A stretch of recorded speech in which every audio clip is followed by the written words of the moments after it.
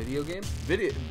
Other video game. What's up, everybody? Welcome to BzG's first reaction video for E3. My name is Barrett. Over here is Henry Montiero. What's up, Henry? How you doing? Video game. Video game, definitely. Video games definitely happened, I guess, at EA's non-E3, but E3 press conference. In London. In London and in LA. That was a weird thing. Like, right off the bat, where at the beginning, you weren't there when I started watching the beginning of the conference, and there was this weird just back and forth between LA's EA Play conference and London's thing, and it just felt very weird. And I had no idea why they were doing this until they got up to FIFA. And then I was like, oh, right, because when you talked about FIFA last year, no one gave a shit because you're in America, so you added a London aspect to it, so when you talked about FIFA, you know, people would sound excited for it. When really you should just bring back Hoop God. Exactly. And really, when you shouldn't be focusing on so many fucking sports games. And here's my main thought going into this, right? Is that all games are bad. All games are bad. All games are awful. But specifically with EA, like sports games, your sports games are fine. Every year you improve on them in some way, shape, or form. We expect that in some way. And you don't need to make a huge deal out of it. And that's the problem with EA's conference every year, is that they make such big deals out of, the managers, the new managers that will be available in FIFA, and the journey mode, or whatever the fuck that was. And you and another football player have to go across an entire desert landscape together to make it to the Super Bowl. Yeah. And then, Madden esports. It was like all of these little details that might be cool for niche fucking specific people. You know, the 5 people who tune into Madden esports competitions. But for Overwatch, fuck that shit, Madden. But for a general audience EA press conference, you gotta hit all of the aspects, not 25 minutes of fucking sports and then literally Mass Effect was on stage for maybe 3 minutes. Star Wars, they were bragging about, hey, look at all of these Star Wars games that we have, and then they spent about 5 fucking minutes talking about it, right? Mm-hmm. And it was just... It was 6 games. It was 6 games, and they just sort of passed through them. They're like, hey, these 3 are already out, and look at these 3, and it was just... EA's conference was a fucking wreck, and I didn't watch it. Neither did you watch it live at all, or nope? No, so neither of us watched it live. We watched it VOD, because we had stuff to do earlier today. So we watched the VOD version, and we're recording this actually right before Bethesda's conference. So we got to make this one a little snap and fasty, so we can watch Bethesda. Yeah. Hopefully, give a way better conference than this With Blink-182. Yeah, with Blink-182. All the bad games. So Henry, what are some of your major highlights, or the little things that you could pick out that you might be excited for from what they talked about? I thought the chemical symbol for iron looked pretty cool. Fe or Fe. Fe. Vec. That looks cool. Look out for our new game, Fe. My notes about that, it has potential. The art style I really liked. It looks really cutesy sort of thing. But it also reminded me a lot of, not anything specific, but a lot of games that are their whole point was oh, it's so open. We don't want to tell you what to do. You feel how you feel, and you experience it how you want to experience it, and you play it how you want to play it. And a lot of games do that now, and I just feel it might just become so unfocused by all of the variety of how you can play it becomes. So I think it might just feel unfocused. So I think it's going to, honestly, it's going to come out, there will be a small level of hype. It'll be like Unravel. We're at the press conference, and a couple of days after the press conference, people are oh yeah, that game looks totally cool.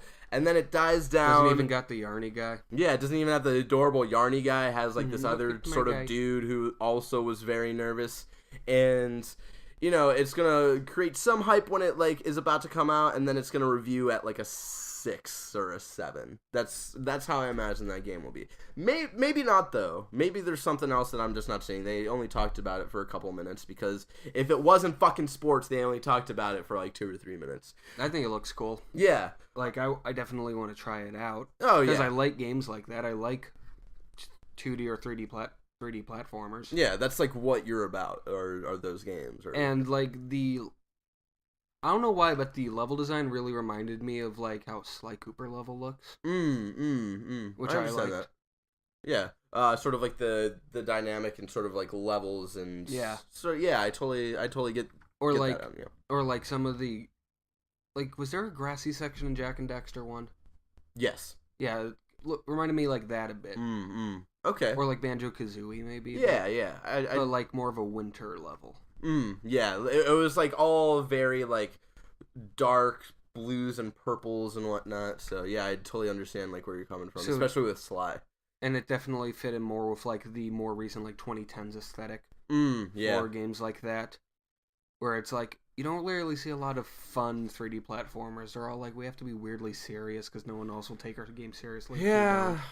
Hopefully Yooka-Laylee will turn that around because Yooka-Laylee seems like fun. Super lighthearted. Yeah. Like you give it to your little kid brother and they're like, awesome, thanks. So other notes that I had here were Titanfall. Titanfall was before you got here. Titanfall 2. Titanfall 2 looks really, really cool. The multiplayer seems way more fluid and more engaged than I remember the multiplayer for Titanfall 1 being. I remember the Titanfall 1 multiplayer feeling super unfocused and the maps almost feeling way too big and kind of like Battlefield maps. Yeah, Battlefield maps in a way, but just trying to include that new gameplay and like Titan's also feeling way overpowered. And everything that they showed with the gameplay for multiplayer just seemed an improvement on all the things that I didn't like about the first Titanfall, where like Titans felt sort of leveled, even like if you're just like a foot soldier at the time being, like it looked like you could realistically try to take down a Titan. Might be a little more challenging than shooting another regular person, but it didn't feel like this evolve almost sort of thing where like it just the monster feels way overpowered. And then they showed a trailer that leaked this morning of the single player campaign, and that looks really, really cool. And I'm really excited about this because it's got like it brings up like AI themes that that you see in like iRobot in the books. What's the Isaac Asimov? Yeah, but what's the book specifically? The book is like Android's Dream of Electric Sheep. Yeah, exactly. Blade Runner. And that like looks really cool because like the Titans have like protocols and stuff that they try to follow, and your specific Titan, it almost feels like this weird sort of buddy sort of movie almost, especially at the end. Like the last shot of the trailer is like your Titan's grabbing you and he's like, trust me, and then he like throws you like across this like huge fucking gap. So it looks like it could almost be this really cool buddy dynamic that makes you actually care about the Titans as like characters in a way. And that'd be really cool. Yeah, and I did not think like it would go that way, especially like how they presented the first Titanfall. I did not think that like maybe these Titans had like AI aspects to them and like possibly have emotions and like programming and all this stuff. Like I did not get that from the first one whatsoever. Titanfall was just like the last game in the wave of Xbox 360 futuristic space shooters that all blend into each other. Of just like these all kind of look the same. So speaking of sort of space stuff, Mass Effect also was a nothing. Was popped up before you got here. You just to give some context, you got here like right at the beginning of FIFA. For those of you who watched the conference. So Mass Effect, they spent like 3 minutes showing, and it looks really, really cool. Of like you're going into the Andromeda system. Earth is basically is dying and is being destroyed, and you go into the Andromeda system to look for a new place for humanity to live on. And all of the different planets that you saw looked really cool and all really different, and all of the different species that oh god, we got a cat. Yeah, that's fine. We got a cat up here who's all wet and stuff. Hello, Pookie. How do you feel about EA's press conference? Yeah, there you go. So the all of the planets looks really cool, and there's definitely it was dynamic, like I could tell oh shit, this is a different planet. Oh, this is a different planet. Nothing felt too similar. And it's like when it's like Ratchet and Clank. Every planet, they all have their own feel, and all of the new species that we saw looked really cool. And I've never played a lot of it. I've never beaten a Mass Effect. I've played them a little bit here and there, but I've never gotten really into it. Big time sinks. Yeah, and this one looks just really engaging. I feel like I could totally dive into this one and totally lose myself. Did you at least see a trailer for it at all? Not yet. All I've seen is the alien that people are complaining about because it's not fuckable. And so it's just it looks like an interesting story. It seems like you're playing a female this time. I'm not too sure if the gender is switchable but it probably is because it always is in a BioWare game. Yeah, and then except for the Sonic DS RPG they made. Okay, the best game of all time, Sonic Chronicles: The Dark Brotherhood. Yeah, and they only spent 3 minutes with that, and that should have been the main focus of the game of the conference, just because almost everybody is excited to at least see what Mass Effect is like. Because they know Mass Effect is a massive franchise. Yeah, massive franchise. Does it have a Mass Effect on the gaming community? I'm gonna shove this entire puzzle down your throat. No, please. It took us so long to make this puzzle. So long that we refused to fucking break it down. So, Mass Effect, the note that I have, it looks like a better version of No Man's Sky. Just it looks like everything No Man's Sky is trying to be. And again, like I've said before on other shows, I don't think No Man's Sky is going to be as fucking mind-blowing and amazing as everybody thinks it's going to be. So I just want my Henry Saurus, man. Also, more space stuff, Star Wars, Battlefront. They didn't really show any gameplay of anything, They showed, little bits and pieces. They showed, literally 10 seconds of visuals game. They didn't even fucking title it, but we'll get to that in a second. When they talked about Battlefront, it was hey, we're going to give you more of what you want, and it sounds like they were alluding to, hey, there's going to be a single-player, campaign in this. That from how she was saying it, it sounded like, hey, we're finally gonna do this. And then they also said the stuff that we'll focus on next time around is stuff from the new movies and stuff, and that'll be cool to see, be able to play as some of the new stormtrooper types and whatnot. It just feels really weird because we don't have movie tie-in games anymore, so there's no Force Awakens game at all. Yeah, it would have been weird to force a Force Awakens. Wow. I wasn't trying to make a pun, but you know what I mean. If they made a Force Awakens, I mean they're doing the Lego game though, but not EA. That's WB's thing. But there's technically a tie-in game, I guess. Just came out fucking at this point 8 months late. I think it should have been part of a trilogy pack like the first two Lego Star Wars games. Yeah. Also, Respawn seems to be working on a Jedi-centric video game. There was nothing really confirmed about what their game was, but they showed video of them doing motion capture, and the two actors were using lightsabers. So that has, they were making the lightsaber noises just we all did when we were 10 years old. Meow. Meow.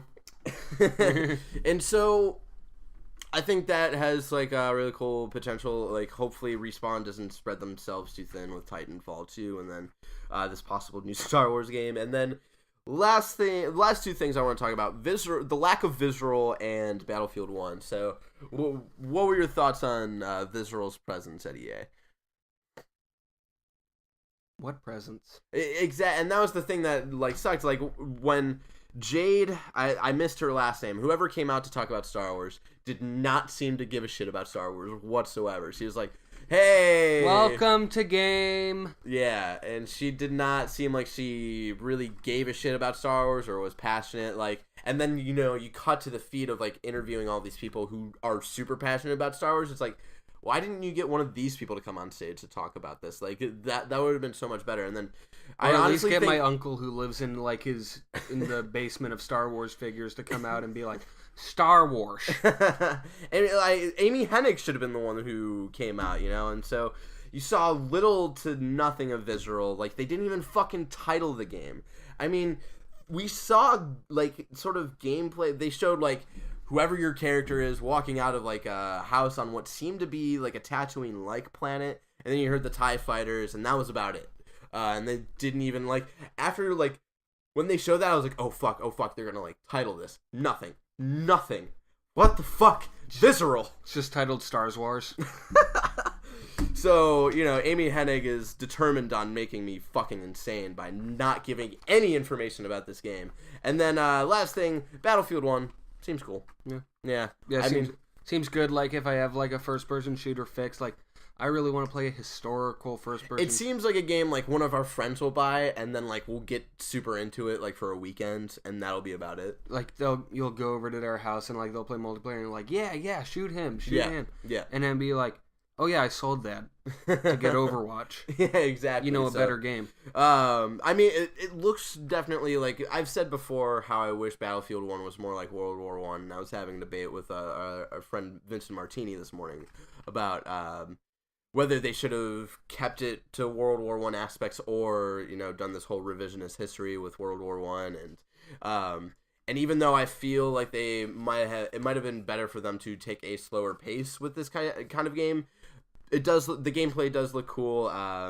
The more environmental destruction because of the Frostbite engine is cool, whatever. That's always been like the main thing of Battlefield, of like, oh, you can destroy all of these houses. So, you know, there's more of that. And then when they said dynamic weather, I straight up fucking laughed, because when you bring up dynamic weather, no one gives a shit. No one.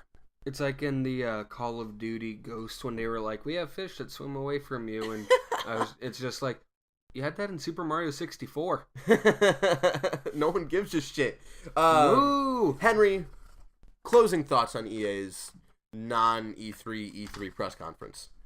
Games look good. Yeah. They need to organize it better. Yeah, definitely. And that was the same thing we talked about last year. We didn't really cover E3 in a good way last year, but like when we were watching it together, that was something that we talked about. Like, yeah, these games don't look bad in any way. It's just they have no idea how to market it and make it fun for people. Games is the same.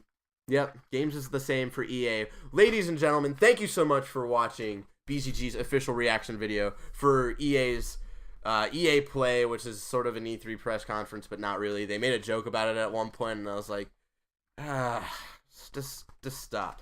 Anyway, let us know what you think about EA and how their press conference went in the comments below, or you can tweet your thoughts at us. I'm at Banana Chong, Henry's at Henrysaurus, and BzG is at Bayazona Gamers if you want to tweet at us in general. Thank you guys so much. Tune in soon. I'm going to try to get this video up as soon as fucking possible, so join us in a couple of hours for our reaction video for Bethesda's conference with myself and Ricky Baldazan. We'll see you guys in a little bit. But until next time, stay nerdy.